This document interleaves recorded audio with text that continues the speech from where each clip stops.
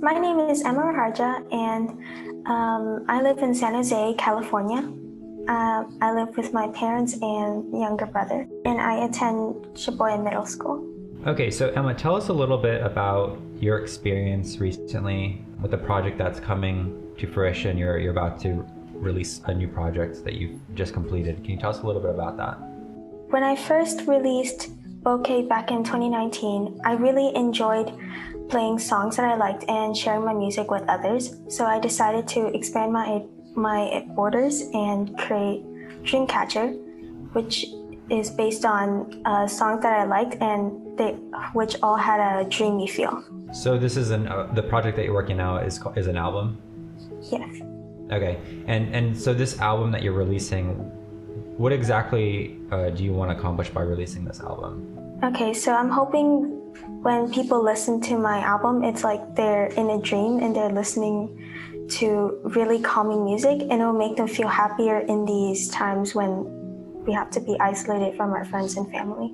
That's really good. Yeah, I like that answer. And tell us a little bit about what the influences are within the music itself. Is it very widespread? Is it singular? What were your influences in the sounds and the music that you produced? How did I get my ideas from my music? Sure. Yeah, or what exactly are you focusing on within the music that you're making? Because it's not just piano, right?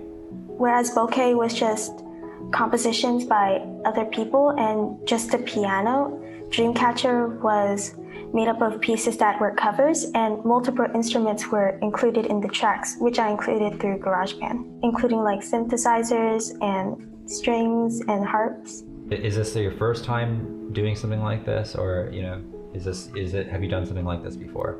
I wanted to expand my borders from just using the piano, so yes, this is my first time using the keyboard to add background music to my tracks. Great. What was that experience like? I really liked combining the sounds of different instruments together to create really calming music. There were so many possibilities, and I just experimented with them to create sounds that I liked. And so, because there are so many possibilities, and the sound spectrum that you were trying to create was very wide, what were the common problems that you faced when you were trying to work through this? Sometimes it was difficult to come up with ideas to add into the music, and sometimes some instruments didn't sound good together, so I had to basically just try different instruments together and change their settings, like their EQ, to make them sound better or bring out the melodies of other instruments. Okay, so if you had to pick the one track that you feel most proud of on the album that's coming out here, Dreamcatcher, what would you say the one track that you feel most excited about and most proud of is? The track that I feel most excited about is Never Ending Story, because it shows how much I've learned throughout this project and how many skills I've acquired while working on GarageBand. Why does it show that? There were a lot of instruments included, a variety of instruments, and there were lots of different melodies combined together. I see. So this sounds like a really creative project. Would you say that, would you assess yourself or kind of like associate yourself with that word creativity? Would you think of yourself as a very creative person? I think I am pretty creative. Yeah, I guess that's a tricky question. The actual question I'm trying to ask is, project like this, do they help you to improve yourself as a person who's creative? Do they make you think differently about creativity? And also, do they challenge you to rework your approach to creativity?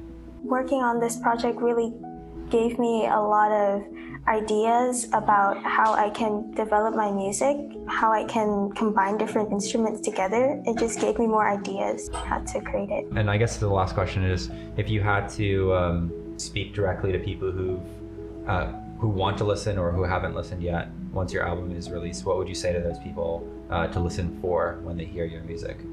Whenever I listen to music, I always create like an imaginary scenery or story related to that song, and it really helps me get lost in the music and really listen to all the different parts of it.